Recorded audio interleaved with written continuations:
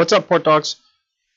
This is the quick version of the West Coast port workload analysis. If you're interested in seeing the full video, check the link in the description below.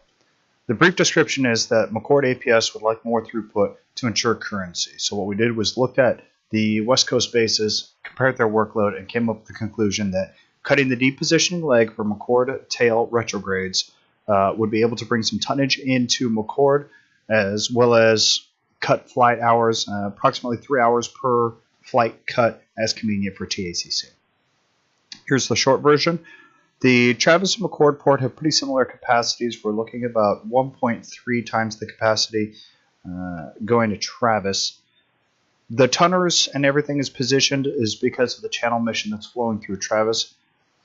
So looking at this relationship, we'll be able to kind of compare the difference in channels versus the difference in other types of contingency missions.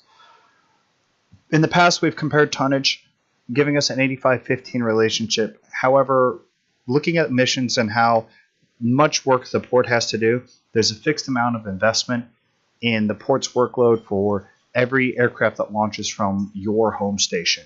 You have to then service that aircraft, ensure that aircraft is stocked for the flight, as well as configured for the cargo that it's ultimately going to be taken on, ensure that it's stocked with chains, devices, as well as all fleet servicing.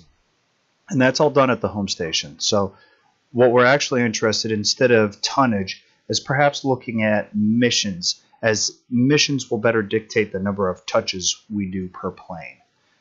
The missions tell a different story than the tonnage does, in that it's about 1/3, 2/3 relationship between the two bases, with a favor going to Travis. So what we actually want to do is break down what types of missions are launching out of each bases, so that we can look at how much flow is going through each location.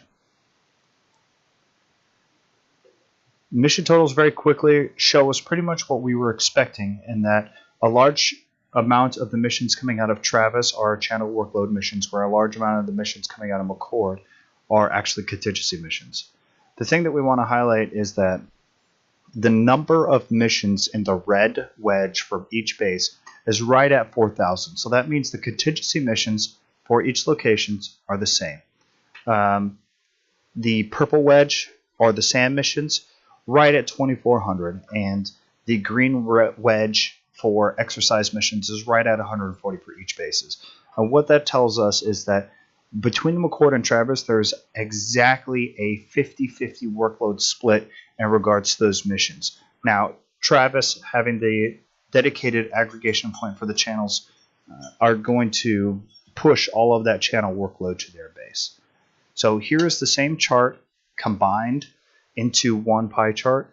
The blue, again, shows that the red and orange are going to be your contingency for the two bases. Your purple and dark red will be your SAM, and then the small wedges will be your exercise. So it tells us effectively the same thing.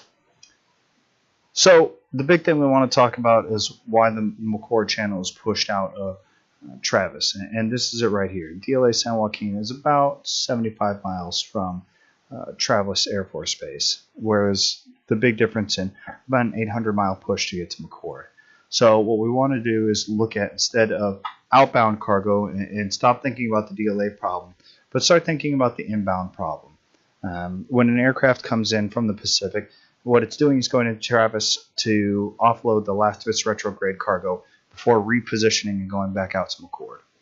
What we think it can actually be is a direct line back to McCord Field. They'll take on any cargo that comes in with that aircraft, receive their aircraft at home directly, and then we'll be able to cut the leg coming from Travis back up to McCord, giving us a cost avoidance in regards to fuels and flight hours.